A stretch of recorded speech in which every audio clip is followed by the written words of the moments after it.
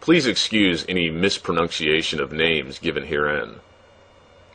The story of the slaves in America begins with Christopher Columbus. His voyage to America was not financed by Queen Isabella, but by Louis de Santiago, who advanced the sum of 17,000 ducats, about 5,000 pounds today, equal to 50,000 pounds, to finance the voyage, which began on August 3rd, 1492. Columbus was accompanied by 5 Marranos, Jews who had forsworn their religion and supposedly became Catholics. Louis de Torre, interpreter, Marco, the surgeon, Bemal, the physician, Alonso de la Calle, and Gabriel Sanchez. The reference is The International Jew by Henry Ford. Gabriel Sanchez, abetted by the other 4 Jews, sold Columbus on the idea of capturing 500 Indians and selling them as slaves in Seville, Spain, which was done. Columbus did not receive any of the money from the sale of the slaves, but he became the victim of a conspiracy fostered by Bemal, the ship's doctor.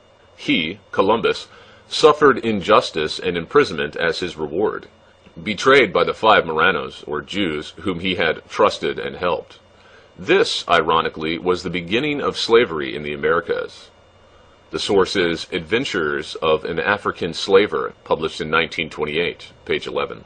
The Jews were expelled from Spain on August 2nd, 1492, and from Portugal in 1497. Many of these Jews immigrated to Holland, where they set up the Dutch West Indies Company to exploit the New World. In 1654, the first Jew, Jacob Bar Simpson, immigrated from Holland to New Amsterdam, or New York. And in the next decade, many more followed him, settling along the East Coast, principally in New Amsterdam and Newport, Rhode Island. They were prevented by ordinances issued by Governor Peter Stuyvesant from engaging in the domestic economy, so they quickly discovered that the territory inhabited by the Indians would be a fertile field.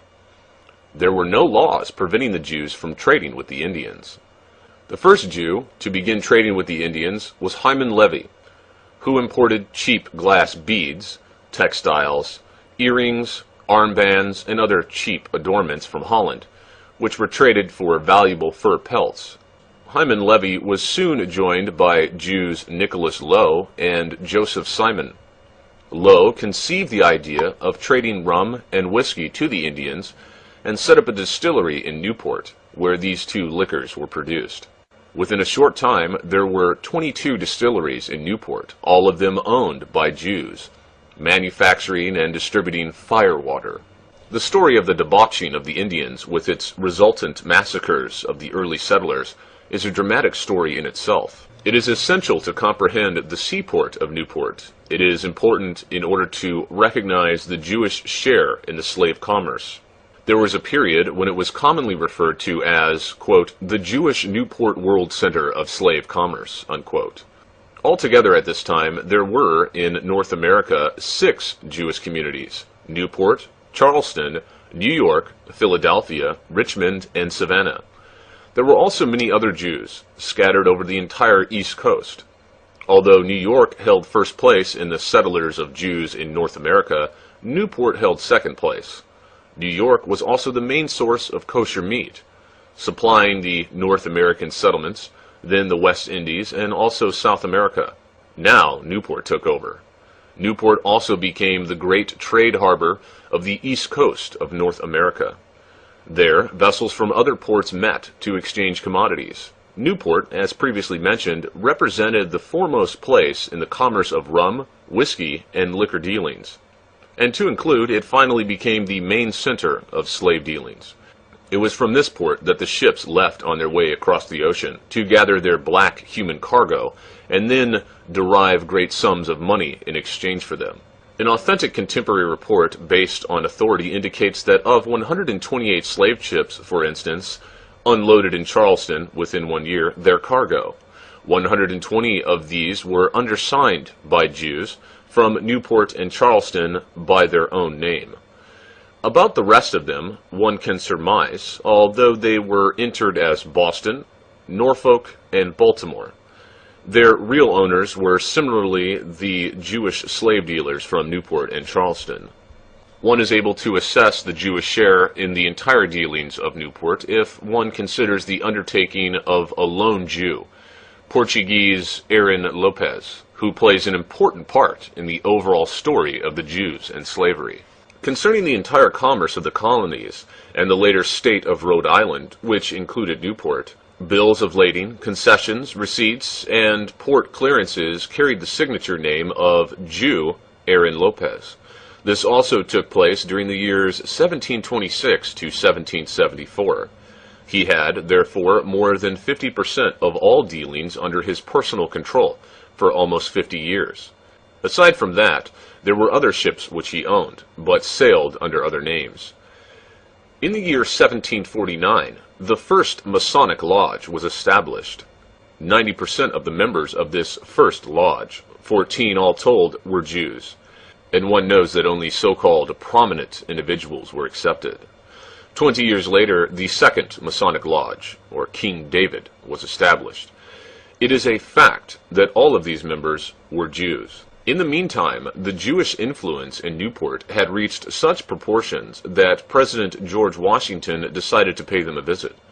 Upon his appearance, both of the Masonic lodges sent an emissary, a Jew named Moses Sysax, to approach the president with a petition in which the Jews of Newport stated, quote, "If you will permit the children of Abraham to approach you with a request, to tell you that we honor you and feel an alliance," and then, quote, "Until the present time, the valuable rights of a free citizen have been withheld. However, now we see a new government coming into being, based on the majesty of the people. A government not sanctioning any bigotry nor persecution of the Jew, rather to concede the freedom of thought, which each shares, whatever nation or language, as a part of the great government machine," unquote. It is necessary at this point to consider the disclosures as to who, in reality, obtained this legendary freedom in America at the founding of the Union. To be sure, the province became independent and severed from the English jurisdiction. However, we can see from the petition which Moses Sysax offered President Washington in the name of the Jews of Newport, that it was not in reality this type of freedom which they had in mind. They were merely concerned about themselves and their, quote, "own civil rights," unquote, which had been withheld. Therefore, following the Revolutionary War, the Jews were accorded equal rights and freed of all restrictions. And the Negroes? Well, the Revolutionary War notwithstanding, they remained slaves. In the year 1750, 1/6 of the population in New York was Negroid, and proportionately in the southern parts of the country, they outnumbered the others. But the proclamation of freedom did not touch them. More of this later. Let us scrutinize at close range this dismal handiwork of the Jews, which gave them influence and power, so we may comprehend the slave trade. For there has been so much written since that time by the zealous Jewish writers, that at the present, long since removed, it might appear natural, for the time element has a tendency to make things nebulous. Let us follow the journey of one ship owned by a slave dealer, Aaron Lopez, which had made many trips to the African coast. For instance, in the month of May 1752, the ship Abigail was equipped with about 9,000 gallons of rum, a great supply of iron foot and hand restraints, pistols, powder, sabers, and a lot of worthless tin ornaments, and under the command of the Jewish Captain Friedman, sailed off for Africa. There were but 2 mates and 6 sailors comprising the crew. 3½ months later, they landed on the African coast. Meantime, there had been constructed an African agency by the Jewish slave dealers, who had corralled them and prepared them for sale. This organization, reaching deep into Africa, had many ramifications, including the heads of groups, villages, etc. This method to win over these leaders for the Jewish slave trade was similar to that which the Jews had employed with the Indians. At first, they presented them with rum, and soon found themselves in an alcoholic delirium.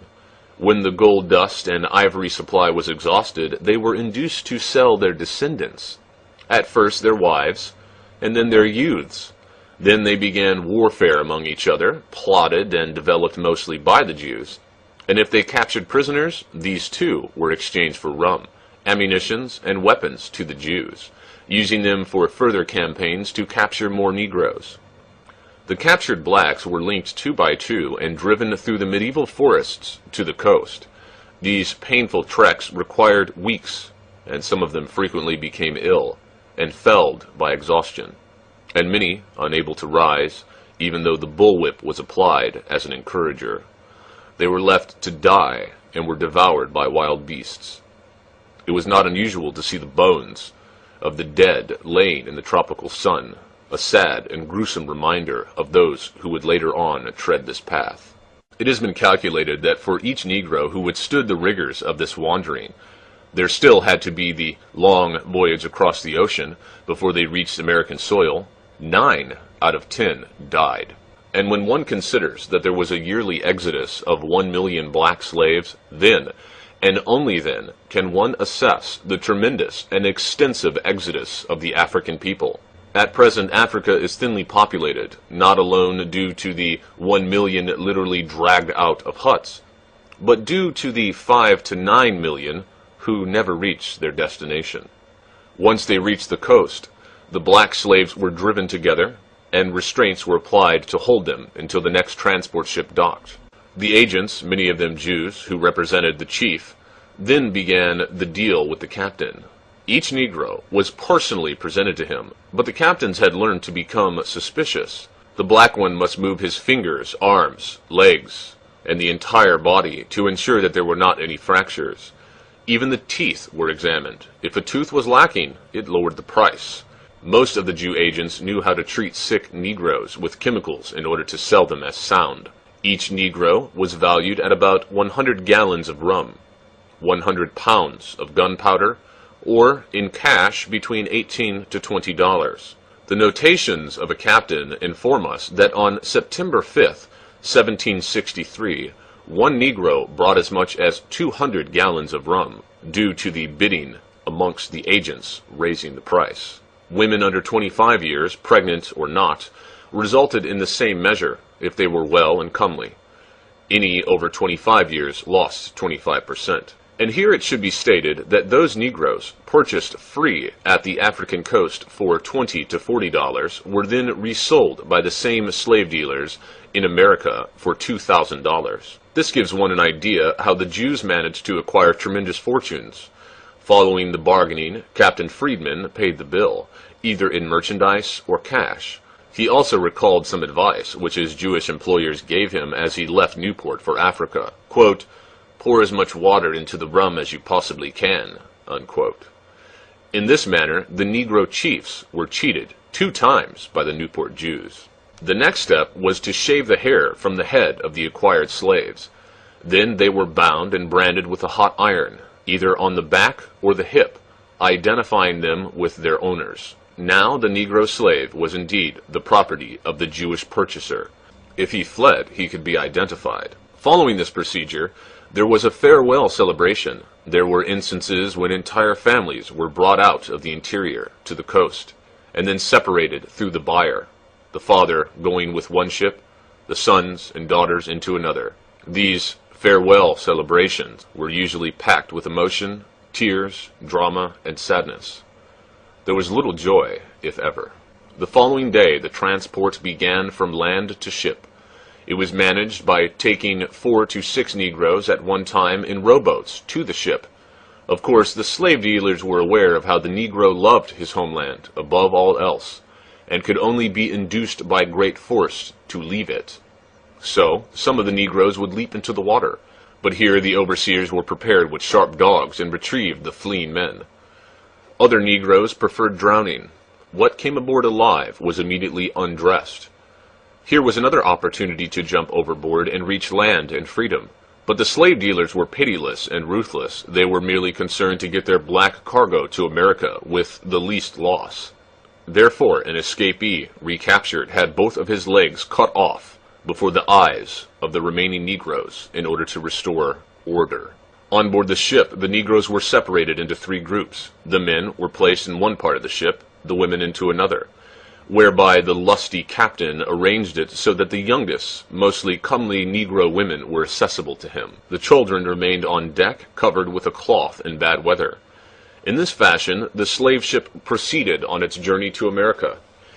In the main, the ships were too small and not at all suitable to transport people.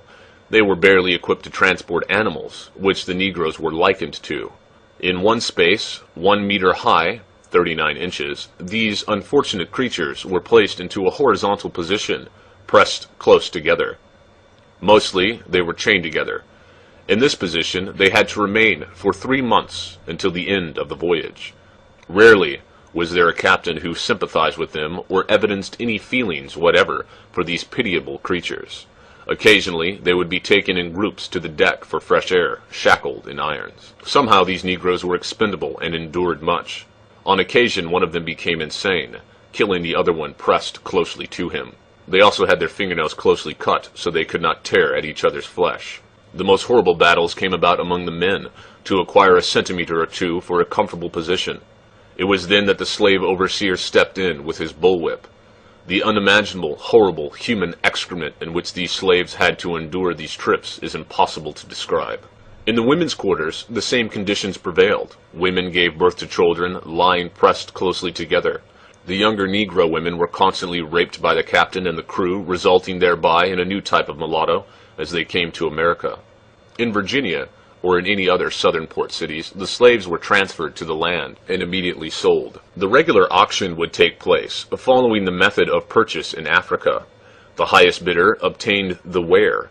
In many cases, due to the indescribable filth, some of the blacks became ill during the sea voyage from Africa to America. They became unemployable. In such cases, the captain accepted any price. It was rare to dispose of them, for no one wanted to purchase a sick Negro. Therefore, it is not surprising that the Jewish, unethical doctor senses a new form of revenue.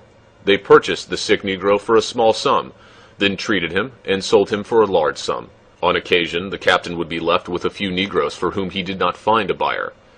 In that case, he returned to Newport and sold them to the Jews for cheap domestic help. In other cases, the Jew owner of the ships took them over. This is why the city of Newport and its surroundings had 4,697 black slaves in the year 1756. Slavery did not extend to the North. Moreover, in many of the North American colonies, slavery was strictly forbidden. Georgia came under discussion, likewise also Philadelphia, and again it was the Jews who managed a loophole, which had given them freedom following the Revolutionary War. So they schemed to make slave trading legal. One had but to read the names of those persons living in Philadelphia who were requesting the elimination of existing laws regarding the slavery dealing. They were the Jews Seneford, Lay, Woolman, Solomon, and Benezet. That explained it all. But let us turn back to the slave ship Abigail. Its captain, and we are reading from his ship's books, did a profitable business. He sold all of his Negroes in Virginia, invested some of the money in tobacco, rice, sugar, and cotton, and went on to Newport, where he deposited his wares. We learned from Captain Freeman's books that the Abigail was a small ship and could only accommodate 56 people. He managed, however, to clear from one trip $6,621, which he in turn delivered to the owner of the ship, one Aaron Lopez, the Jew. The staggering amounts of money acquired by the Jew shipowners and slavery dealers is better illustrated when we emphasize the many years in which this sale and purchase of human flesh was practiced. Prior to 1661, all the colonies had laws prohibiting slavery. It was in that year that the Jews had become powerful enough to bring about the repeal of these laws, and slavery began in earnest. The Jews had discovered that the colonists needed additional manpower to help them clear their fields for planting, helping in the construction of dwellings, and in general to help with harvesting their crops. This was particularly true of the southern states, which we have referred to earlier. The Southerners had vast tracts of rich soil suitable for rice, cotton, tobacco, and cane sugar. At first, impoverished Europeans were recruited. English prison doors were opened, and finally prisoners of war from England and Holland were brought to the colonies, made to work until they had paid the cost of transporting them by ship and then set free. It doesn't take a Jew long to discover what his brothers are doing. So a group of Jews settled in Charleston, South Carolina, where they set up distilleries for making rum and whiskey.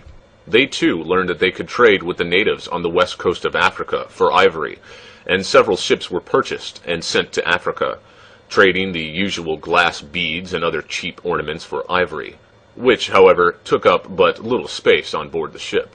It occurred to these Jew traders that they could supply the plantations in the south with black ivory, needed under swampy and malarial conditions which European labor could not tolerate without sickness, and which would not only fill the holds of their ships, but bring enormous profits. This same group had earlier tried selling Indians as slaves, but they found them completely unsatisfactory, as the Indians would not tolerate this type of work. Thus, another segment of the slave trading had become active and profitable outside of Charleston, South Carolina. Several shipholds of black slaves were sent by the Dutch West Indies Company to Manhattan. During this time, there were a number of plantation owners established in the West Indies, and two Jews, Urgire and Sayre, with strong Rothschild connections in Spain, formed an agency called Asiento, which later operated in Holland and England. It was through these connections that Jews in Holland and England exerted influence, and both of these connections cooperated in helping the Jews provide black slaves for the colonists. With the yearly capture and transport of 1 million black slaves, it is not difficult to figure that from 1661 to 1774, 113 years, approximately 110 million slaves had been removed from their native land.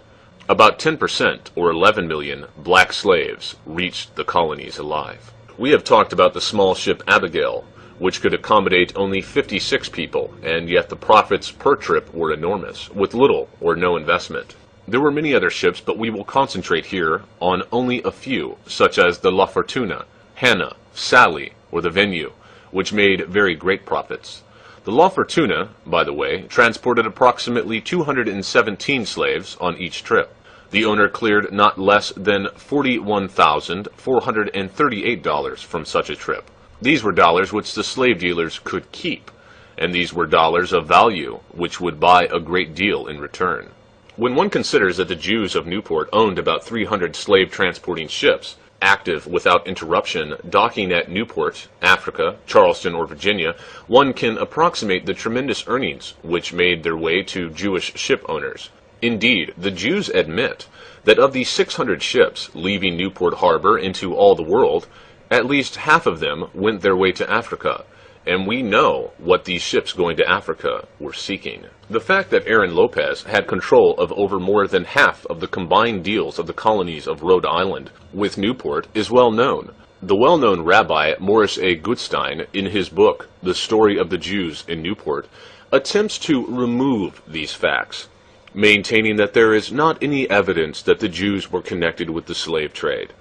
It is therefore imperative to prove that the Jew was indeed connected with the slave trading, especially so since this rabbi insists they had made great contributions and how very blessed their residence became for the city of Newport. Surely Morris A. Gutstein will grant us permission to present the facts which he was unable to find. Turning to one report of the Chamber of Commerce of the Rhode Island colony in the year 1764, we find, for instance, that in the year 1723, quote, a few merchants in Newport, unquote, devised the idea to send their Newport rum to the coast of Africa. It developed into such a great export that in the matter of a few years, quote, several thousand hogsheads, unquote, of rum went that way. To which purpose did this rum serve? The Carnegie Institute in Washington, D.C. presents and makes public authentic documents entitled, quote, Documents Illustrative of the History of the Slave Trade in America, unquote. We wish to present a few facts from this particular collection of original documents and scrutinize them at closer range, and not at all to prove the heretofore Rabbi Morris A. Gutstein in error. In this collection of the First American Institute of Learning, we evaluate the capital, Rhode Island, which contributed the main share of the public documentation regarding the slave trading. Here we find documented the recipients of the numerous shipping letters, also letters to the slave dealers, and correspondence to the ship's captains, who were about 15% Jews, living in Newport. Among these we find, for instance, the Jew Isaac Eleazar, He wrote a letter to Captain Christopher Champlin on February 6, 1763, saying he would like to be an agent for a load of slaves. Then follows the Jew Abraham Pereira Mendez and one of the main slave dealers, Jacob Rod Rivera, the father-in-law of Aaron Lopez. And then there is Aaron Lopez himself, and many, many other Jews. Although we have considered Aaron Lopez several times, the size of this documented treatise limits us, and we cannot describe all of the writers concerned in the slavery-dealing correspondence, their names and special dates. Rather, we wish to study the documentation of the Carnegie Institute itself, keeping Aaron Lopez in mind. We wish to see what in the main this Jew was pursuing and what his business was. This is due to the fact that Rabbi Morris A. Gutstein presents him as a, quote, lofty and fine civilian of Newport, who was so generous and even, quote, made contributions to the welfare, unquote. In a great number of published, original, unprejudiced writings in the Carnegie Institute, we find that Aaron Lopez pursued a tremendous commerce in rum with the African coast in exchange for slaves. These irrefutable facts are as follows. June 22nd, 1764, a letter by Captain William Steed to Aaron Lopez. July 22nd, 1765, a letter by Aaron Lopez to Captain Nathaniel Briggs. July 22nd, 1765, a letter to Captain Abraham All. February 4th, 1766, a letter to Captain William Steed by Aaron Lopez. March 7th, 1766, a letter by Captain William Steed to Aaron Lopez, and so on and so forth. Aside from that, there are similar statements out of letters by Aaron Lopez in the original, which he directed to Captains Henry Kruger, David Mill, Henry White, Thomas Dolbear, and William Moore. Indeed, one letter by Captain William Moore to Aaron Lopez and Company is particularly revealing, and of special mention at this point. We wish to remark on the main contents of this letter, in which Captain Moore writes, quote, I wish to advise you that your ship Anne docked here night before last with 112 slaves, consisting of 35 men, 16 large youths, 21 small boys, 29 women, 2 grown girls, 9 small girls, and I assure you this is such a one rum cargo, or rum in exchange for slaves, which I have not yet encountered. Among the entire group there may be 5 to which one could take exception. Unquote.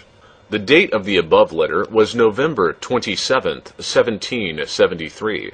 We have not yet concluded, because of lack of space, the excerpts and grateful compilations made available by the Carnegie Institute. On November 29th, 1767, the Jew Abraham Pereira Mendez, who had been cheated by one of his own kind from Charleston, where he had journeyed to better control his black cargo, wrote Aaron Lopez at Newport, quote, These Negroes which Captain Abraham All delivered to me were in such poor condition due to the poor transportation that I was forced to sell 8 boys and girls for a mere 27 pounds, 2 other for 45 pounds, and 2 women each for 35 pounds. No doubt English money. Abraham Pereira Mendez was very angry and accused Aaron Lopez of cheating him. This letter delineates to us that this generous and fine citizen of New York was insatiable in his greed for money. This is what caused the Rabbi Morris A. Gutstein to present this nobleman, Aaron Lopez, to pursue his objectionable methods. Negroes presented to him but a commodity. In all the letters which the Carnegie Institute published, it stresses the lack of human sympathy for the poor Negro slaves. This lack of feeling and compassion for the abused and pitiful blacks at the hands of their Jewish dealers can be read out of the diary of a captain who manned a ship owned by Aaron Lopez. The entries concern a trip from the African coast to Charleston. Moreover, they are authentic documents published by the Carnegie Institute in Washington, D.C., calling attention to an organization which had heretofore known little or nothing about. Neither had they encountered further publicity in books or newspapers. Therefore, it is not to be wondered at that the facts of the leading share of American Jews in the slave trade could be pointed out as a monopoly and unknown to the non-Jewish Americans, including the great masses of people all over the world. Others, however, acquainted with the facts, had good reason to remain painfully quiet. The captain of another ship, the Othello, among other things, makes the following entries in his diary. February 6th, 1 man drowned in the process of loading. March 18th, 2 women went overboard because they had not been locked up. April 6th, 1 man dead with flux. April 13th, 1 woman dead with flux. May 7th, 1 man dead with flux. June 16th, 1 man dead by Cap Henry. June 21st, 1 man dead by James Fluce. July 5th, 1 woman dead with fever. July 6th, 1 girl, sick for 2 months, died. This vessel was on its way for 5 months. What terrible and unspeakable suffering was the lot of these millions of blacks, who were torn with brutal force from their friendly African huts, jammed together like animals below deck, and then sold with less concern than selling a head of cattle. Small wonder that 10 of them died, being purchased for just a few dollars and then sold for the sum of $2,000. Some Negroes managed through insurrection to gain control of one or another ship and turned it around, with full sails toward their African home. The crew of one slave ship, called Three Friends, for instance, tortured their black cargo in such manner that the Negroes reciprocated in a bloody rebellion. They killed the captain and the entire crew and threw the dead overboard. They then sailed back to Africa, where they had barely escaped their hard-won freedom. A similar fate struck the slave ship Amistad. Among the slaves was the son of an enemy tribal chief. Once the ship was underway, he schemed with his compatriots to attack the ship's crew. Following a bloody battle, they managed to capture the captain. The Negro prince forced him to turn back to Africa. Then, in the evening, under cover of darkness, he changed his course, zigzagged for months until he came close to the American coast, and encountered a government ship. This took place in the year 1839, when slave trading was already forbidden and illegal. What the movie Amistad will not tell you is the Jewish involvement in the slave trade.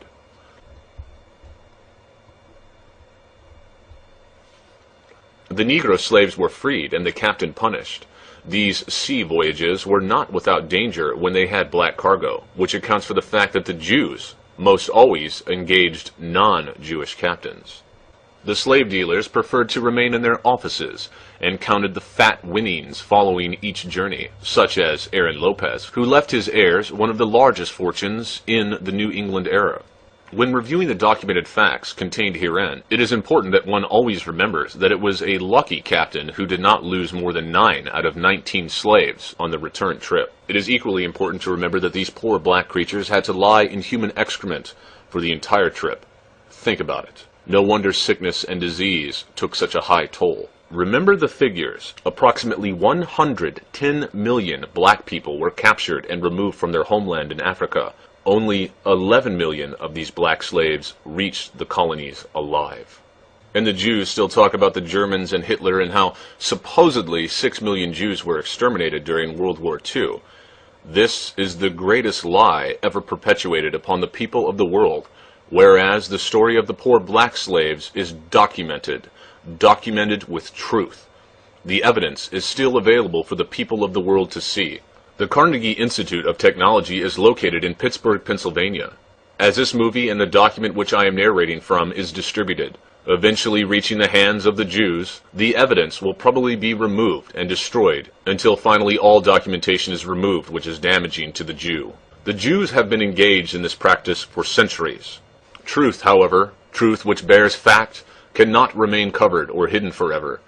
And more truths are being disclosed by those of us who intend to free America of these sons of the devil, the Jews. The published documentation contained herein was obtained from the Carnegie Institute of Learning, presently known as the Carnegie Institute of Technology.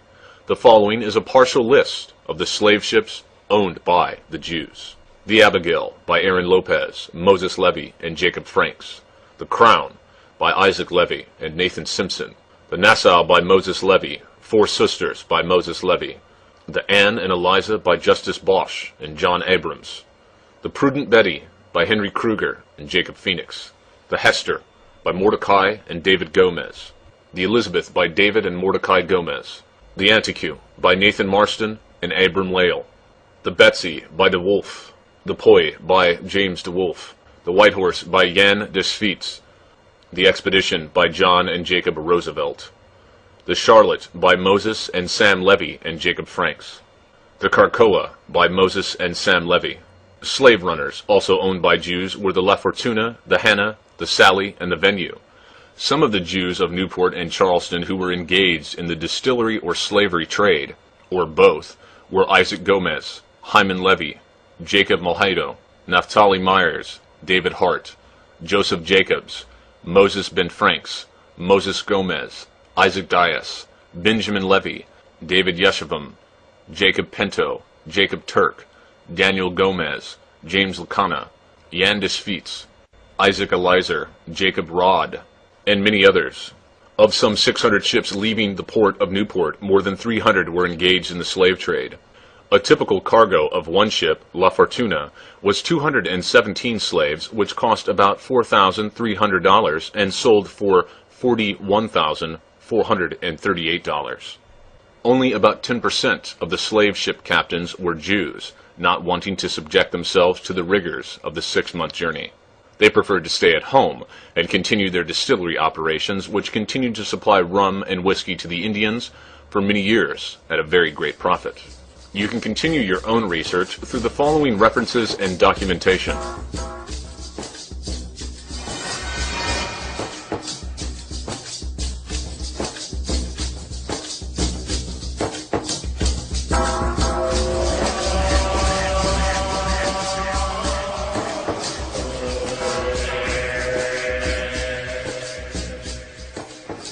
Finally, we cannot undertake even this brief history of the modern Jew without taking note of a phenomenon which has confounded Gentile societies for 20 centuries. This is the ability of the Jewish people to collectively retain their identity despite centuries of exposure to Christian civilization. To any student of Judaism, or to the Jews themselves, this phenomena is partly explained by the fact that Judaism is neither mainly a religion, nor mainly a racial matter, nor yet is it simply a matter of nationality. Rather, it is all three. It is a kind of trinity. Judaism is best described as a nationality built on the twin pillars of race and religion. All this is closely related to another aspect of Judaism, namely the persecution myth. Since first appearing in history, we find the Jews propagating the idea that they are an abused and persecuted people. And this idea is, and has always been, central in Jewish thinking. The myth of persecution is the adhesive and cement of Judaism. Without it, Jews would have long since ceased to exist, their racial, religious nationality notwithstanding. It is a fact that the Jewish people have suffered numerous hardships in the course of their history, but this is true of other peoples too. The chief difference is that the Jews have kept score. We must repeat. They have kept score. They have made a tradition of persecution. A casual slaughter of thousands of Christians is remembered by no one in 50 years, but a disability visited upon a few Jews is preserved forever in Jewish histories, and they tell their woes not only to themselves, but to a sympathetic world as well. A few additional thoughts to consider for Christian people. In John chapter 8, verse 42 to 48, it is stated, Jesus said unto them, If God were your Father, ye would love me, for I proceeded forth and came from God, neither came I of myself, but he sent me. Why do ye not understand my speech? Even because ye cannot hear my word. Ye are of your father the devil, and the lusts of your father ye will do. He was a murderer from the beginning, and abode not in the truth, because there is no truth in him. When he speaketh a lie, he speaketh of his own, for he is a liar and the father of it. And because I tell you the truth, ye believe me not. Which of you convinceth me of sin? And if I say the truth, why do ye not believe me? He that is of God heareth God's words. Ye therefore hear them not, because ye are not of God. Then answered the Jews. In Revelations chapter 2, verse 9, it states, quote, I know the blasphemy of them which say they are Jews, and are not, but are the synagogue of Satan. Furthermore, It is important to note that the Antichrist is specifically identified as a being which denies that Christ is the Messiah. No one speaks in greater condemnation of Christ, and also denies that he is the Messiah, than those people calling themselves Jews. Consider that the Antichrist is not merely a single entity. Further reading on these vile creatures can be found in The Synagogue